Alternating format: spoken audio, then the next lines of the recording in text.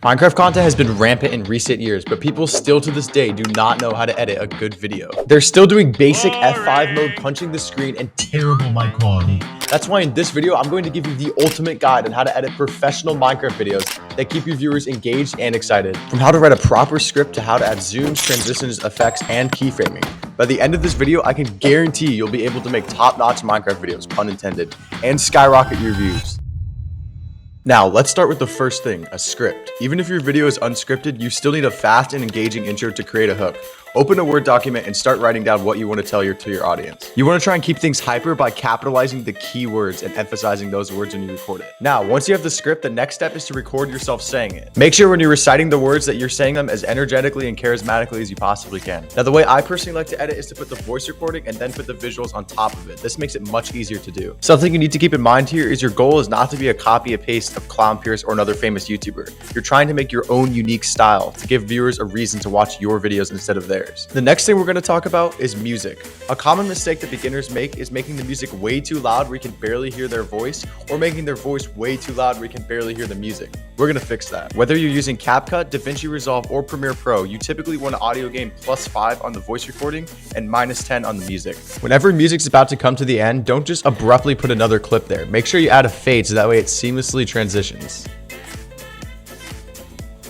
You can do this by clicking the Apply Default Transitions button in Premiere Pro. Now let's talk about cutting. Whenever you add a clip into Premiere Pro or any software you're using, you're gonna wanna cut out the irrelevant parts. For example here, you'll see on the audio track the parts where I'm talking and the parts where I'm not talking. Let's say I wanna cut out the dead space. Put the timeline where you wanna make the cut, then click the Cut Eraser tool here and cut it. Press the remaining part that you don't want in the video and press backspace and then it's gone. Now go to the next part where there's dead space, cut it again, and delete the rest. And now you have a clip of whatever irrelevant or relevant part that you want to keep in. Now let's talk about how to add a green screen effect. Let's say I drag a paper background into the timeline, and then I want to add my character come onto the background.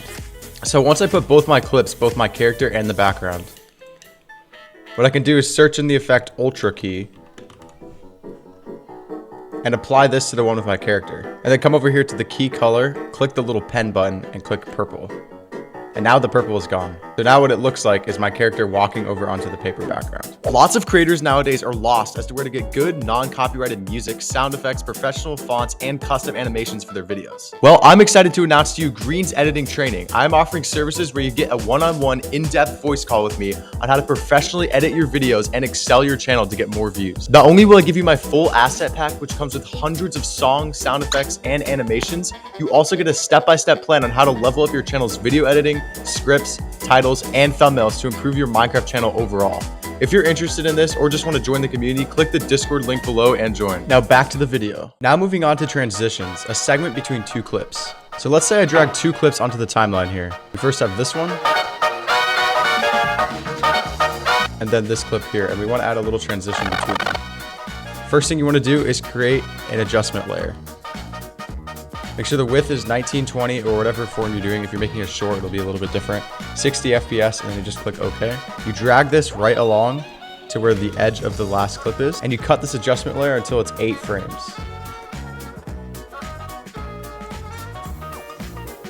So let's see, we got 8 frames right there.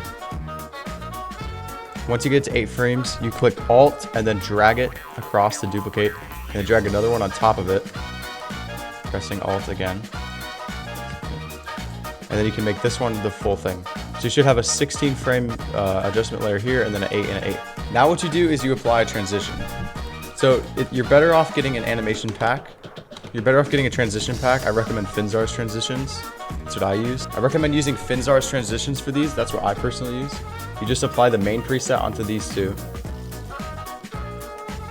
And then you can pick one from here, either shake, rotation, slide, turbulent, glow, glitch, skew, Windows Movie Maker, or miscellaneous. I'm just gonna do a left slide.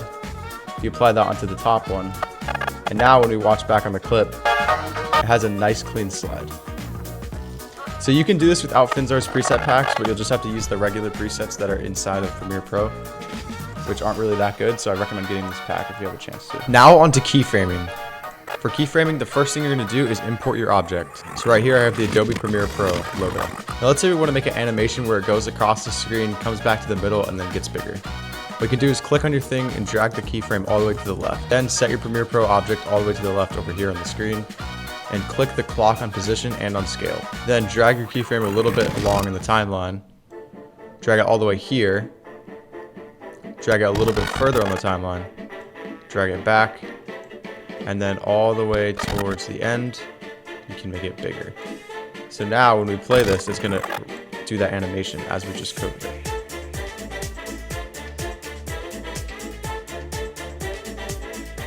Make it a little bit more smooth, you can right click and then click ease in, and then go to the last keyframe and click ease out. I just want to note that this video is very general, and if you want to go into immense more detail on how to do things like making the transition smoother, do effects like word highlights and rotoscopes, etc., then click the link in the description and join my Discord server. Thank you so much for watching. Make sure to leave a comment below, like, and subscribe, and even give me some constructive criticism. Even I'm still improving at editing, and there's still a lot to learn, but I hope you at least learned something from this video. Even I'm still improving at editing, and there's a lot to learn. So I hope that thank you so much for watching. Make sure to leave a comment below with some. I just want to note that this video is very general, and if you want to go into immense more detail on how to make transitions smoother, do effects like